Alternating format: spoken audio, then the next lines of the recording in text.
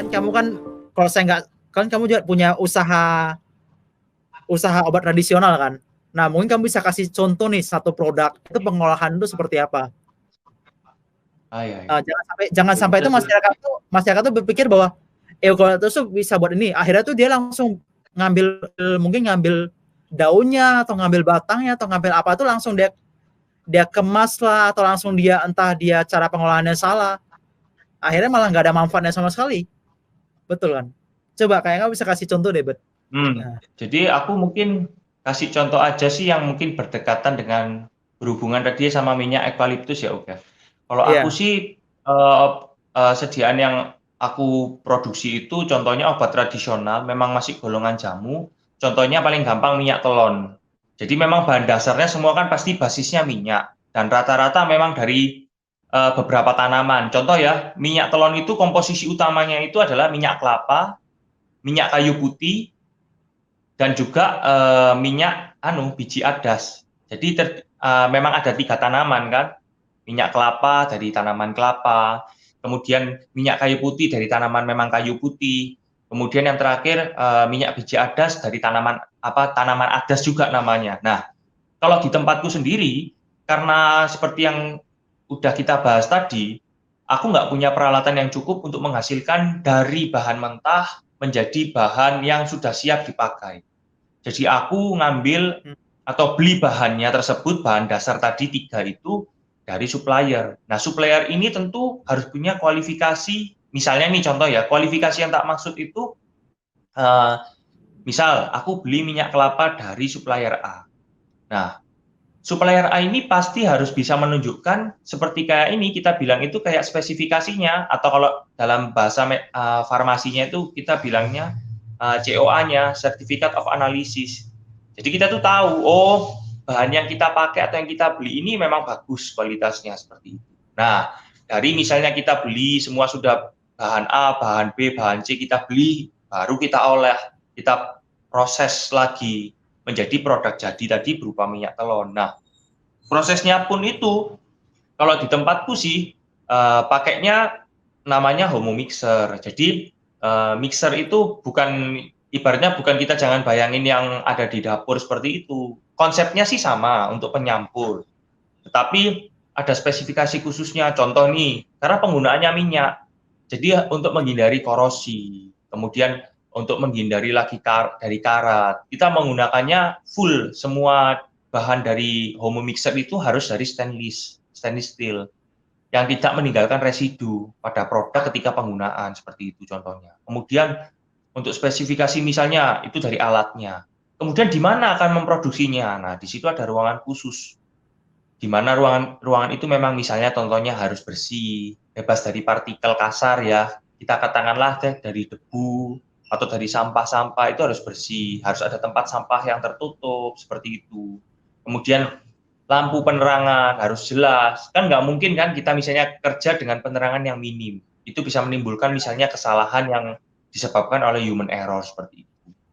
Jadi sebenarnya nggak sembarangan juga sih seperti itu. Jadi ada kualifikasi memang. Nah, semua itu ada peraturan dari pemerintah Indonesia yaitu melalui Badan POM yang mengatur hal-hal tersebut sih. Jadi sama seperti yang Abel bilang teman-teman ya. Jadi sebenarnya kita juga, jadi misalkan nih kita butuh bahan baku juga kita harus cari di supplier yang resmi. Sekarang kan banyak kan beredar-beredar tuh semua orang kepengen jual bahan baku kan, banyak banget sekarang. Ada yang jual alkohol di online shop, padahal nggak jelas loh asal-usulnya di mana. Jadi jadi sebenarnya perlu dicermati juga lah. Jadi cari toko yang resmi. Karena kan banyak juga kan toko resmi yang udah beredar juga di masyarakat. Cuma mungkin masyarakat tuh kurang paham mana sih yang toko resminya, mana sih yang toko abal-abalnya. Karena sebenarnya itu penting ya, sangat penting sebenarnya kan. Betul, penting banget sih. Nah, ada juga nih, pertanyaan selanjutnya nih. Yang mungkin juga orang sering tanyakan ya, atau mungkin orang sering lakukan ya. Nah, pertanyaan mendasar nih. Apa sih yang harus diketahui seseorang sebelum mengkonsumsi suatu obat? Karena kita tahu kan, kalau dari saya sendiri sih yang sering saya temui ya, contoh ini kan saya kan punya usaha apotek ya. Jadi Ya. yang sering banget saya dengar itu orang disarankan mengkonsumsi obat ini dikarenakan tuh temannya itu merasa bahwa ketika dia konsumsi obat ini tuh dia sembuh. Jadi contoh nih kita ngomong paracetamol. Nah, ketika ada suatu orang temannya itu mau contoh nih sakit demam, dia ngomong konsumsi aja paracetamol, Bu. Dia saya setelah minum itu sembuh. Akhirnya temannya tuh ngikut juga beli itu. Kalau menurut saya tuh ada salah dan ada benarnya. Nah, salahnya itu di mana? Kan gini. Sama seperti yang tadi mungkin kita sempat sampaikan ya di awal juga ya. Kondisi tubuh seseorang tuh berbeda-beda. Ada seseorang yang mungkin itu alergi terhadap obat ini, ada seseorang tuh yang tidak alergi. Ada seseorang yang mungkin punya riwayat penyakit dalam ini, ada seseorang yang tidak punya riwayat penyakit dalam ini. Nah, ketika dia konsumsi obat ini, hasilnya itu juga bisa beda-beda. Pertama nih, bisa aja hasilnya tuh nggak ada efek sama sekali. Nah, bisa hasilnya malah mengkhawatirkan. Dalam artian contoh nih, hasil efek ketika minum obat tuh bikin jantung berdebar. Mungkin bisa bikin gatal-gatal. Itu kan yang semua orang tidak ketahui ya. Jadi sebenarnya tuh nggak bisa juga sih kita acuan bahwa teman saya konsumsi obat ini sembuh ketika dia sakit seperti ini. Akhirnya kita ikut-ikutan. Itu hal yang salah sih. Karena sebenarnya kita tuh sebenarnya nggak tahu kondisi kita tuh seperti apa. Makanya ada yang namanya itu kayak dokter, tenaga medis. Nah, tujuannya kan dia biar bisa tuh memberikan kita tuh pilihan obat yang tepat buat kondisi penyakit kita saat itu, apa sih pilihan terapinya. Ya, Iya kan? Nah, kalau dari segi kamu tuh seperti apa, Bet?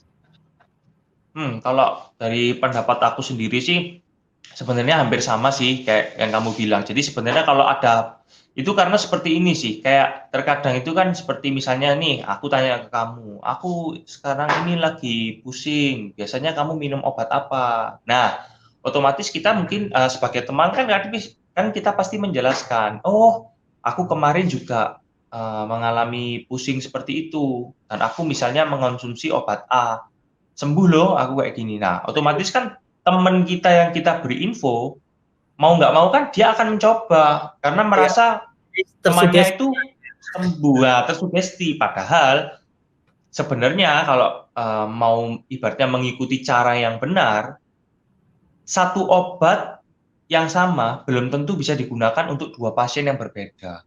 Jadi contohnya seharusnya sih kalau untuk penyakit ringan ya, contohnya nih kalau cuma untuk batuk, pilek, kemudian untuk kepala pusing, kemudian untuk demam, menurut aku sih nggak perlu langsung ke dokter.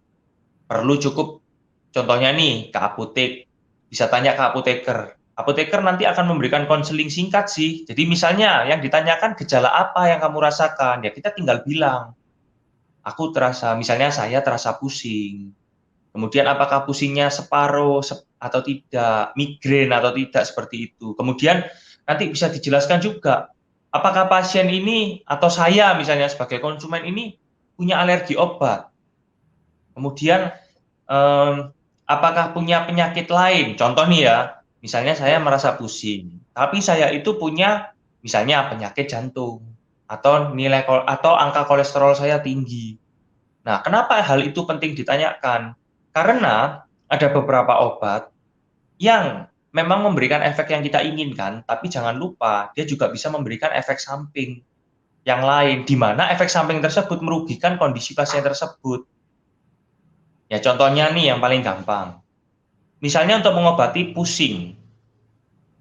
Kalau obat sebenarnya untuk mengobati pusing sih sebenarnya sih kalau di dunia farmasi sih nggak ada sih, adanya kan dia untuk sebagai analgesik dan sebagai antipiretik, ya kan. Tapi kan nggak mungkin orang awam bicara seperti itu. Tapi umumnya kalau pasien mengatakan pusing akan diberikan obat analgesik dan antipiretik. Nah, yang termasuk golongan itu apa yang umum di masyarakat dan harganya cukup relatif murah. Contohnya nih ada paracetamol dan ibuprofen.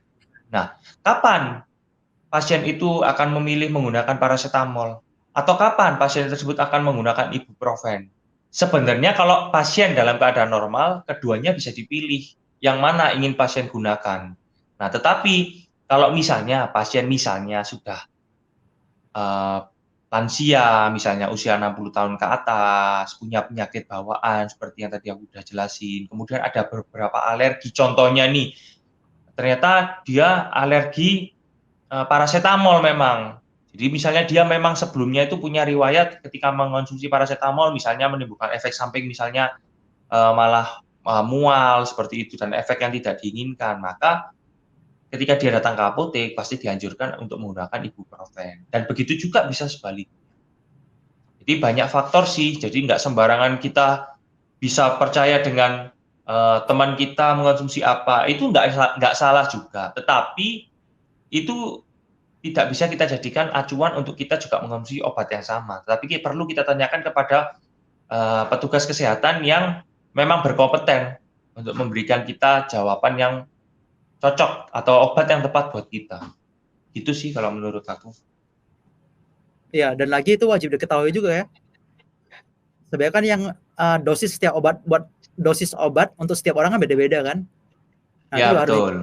untuk contoh orang yang gemuk itu seperti apa dosisnya, untuk orang yang kurus seperti apa, untuk bayi, untuk anak-anak, untuk balita tuh beda-beda juga dosisnya. Jadi sebenarnya tuh nggak bisa kita pukul rata juga ya. Karena kan banyak tadi yang kita sempat singgung tadi kan. Contoh kayak masyarakat tuh dengarin bahwa temannya konsumsi obat ini dosisnya segini, akhirnya dia ikut-ikutan, itu juga berbahaya sih. Karena contoh kayak orang punya penyakit bawaan, contoh nih orang punya penyakit bawaan ginjal, atau mungkin orang yang riwayat dia punya ginjalnya rusak, itu kan sebenarnya konsumsi obat udah beda lagi. Ya, Dan betul. sama seperti yang tadi kamu sempat sampaikan sih, jadi ketika contoh dia punya riwayat penyakit ini, akhirnya tuh pilihan terapi obat itu udah beda lagi. Jadi sebenarnya banyak faktor yang menentukan tuh seseorang tuh harus konsumsi obat apa. Jadi nggak bisa berdasarkan atas ngikut-ngikut. Itu yang sering di kalangan masyarakat, ngikut-ngikut itu. Betul.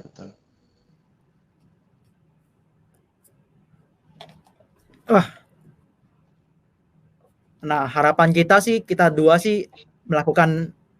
harapan kita berdua sih, ya semoga lah dari acara yang kita sampaikan itu bisa bermanfaat ya bagi teman-teman ya, Bud ya. Ya tentu sih biar masyarakat tujuannya sih kita bukannya apa ya, kita dikatakan ibaratnya mau menggurui sih enggak, cuman kita ingin berbagi aja sih biar masyarakat itu bisa menambah wawasannya gitu loh. Masyarakat itu bisa semakin mengerti kayak apakah sebenarnya misalnya hal ini tuh perlu dilakukan, hal itu perlu dilakukan, apa yang harus dilakukan jika terjadi seperti itu aja sih. Jadi lebih ke penambah wawasan aja sih kita. Iya. Dan mungkin juga aku mungkin mau tambahkan juga sedikit ya. Jadi sekarang kan juga lagi ngetren juga kan, obat-obat apa sih yang boleh dikonsumsi oleh ibu hamil? Kan sering banget itu kan yang orang-orang sering nanya kan. Nah, obat-obat apa sih yang nggak boleh dikonsumsi oleh ibu hamil? Nah, sebaiknya sama seperti kita sempat jelaskan, konsultasikan ke tenaga kesehatan.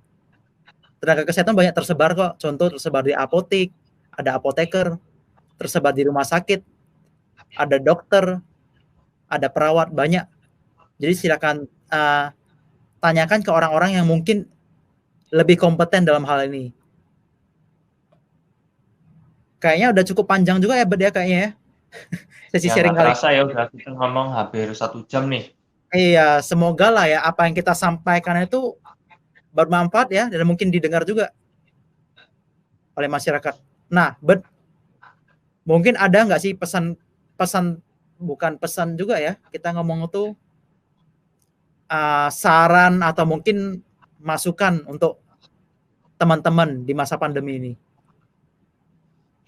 Ya kalau aku sih sebagai seorang tenaga kesehatan ya, sebagai khususnya apoteker, jadi mungkin kalau untuk masa pandemi sekarang ini yang kita nggak tahu kapan berakhirnya, tetap ikuti himbauan pemerintah tentunya, dimanapun mungkin teman-teman yang mendengar posisi mereka di mana, tetap menggunakan masker ketika memang harus keluar rumah, kemudian sering cuci tangan atau menggunakan hand sanitizer jika memang tidak tersedia tempat cuci tangan yang memadai, kemudian terapkan physical distancing minimal 1 meter atau kalau memang bisa memungkinkan 2 meter untuk mencegah terjadinya penyebaran virus ini. Dan yang terakhir juga perlu sih tetap kita melakukan usaha preventif, yaitu banyak cara, bisa menggunakan vitamin, bisa juga dengan mengkonsumsi buah dan sayur, banyak cara lah, yang mana mungkin bisa dilakukan dan yang mana yang lebih ekonomis, ya silakan teman-teman pilih sendiri. Itu aja sih, Uk. Iya. Mungkin saya kasih sedikit tambahan ya. Mungkin yang terpenting juga, kalau memang nggak punya aktivitas di luar, akan lebih baik kalau kita diam di rumah aja atau melakukan aktivitas dari rumah. Sekarang kan banyak banget yang berita beredar bahwa masyarakat ke puncak karena stres terlalu lama di rumah. Ada juga masyarakat ke pemandian, masyarakat daki gunung. Sekarang kita karena corona ini kan kita belum tahu sebenarnya kan kriteria atau mungkin spesifiknya seperti apa. Karena kan banyak banget berita-berita update terbaru. Sampai saat hari ini aja ada berita terbaru bahwa mutasinya di setiap negara berbeda-beda. Contoh lagi, virus ini yang awalnya diklaim cuma droplet, akhirnya bisa juga airborne. Jadi banyak banget hal yang sebenarnya kita belum ketahui tentang corona ini ya. Ya, betul. Jadi kalau bisa ya, sebenarnya hal yang paling efektif ya kalau bisa diam di rumah ya diam di rumah aja. Dengan asumsi kalau dia itu tidak ada aktivitas yang penting di luar. Contoh ketika dia masih punya aktivitas, contoh cari nafkah, ya silakan beraktivitas di luar. Ketika dia punya pekerjaan, ya silakan aktivitas di luar.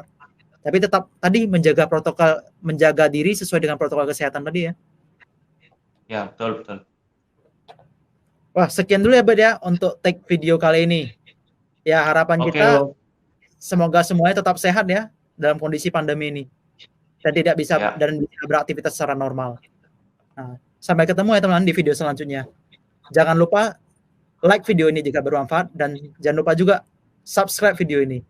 Ya, subscribe channel kita Apoteker. Nah, sampai jumpa.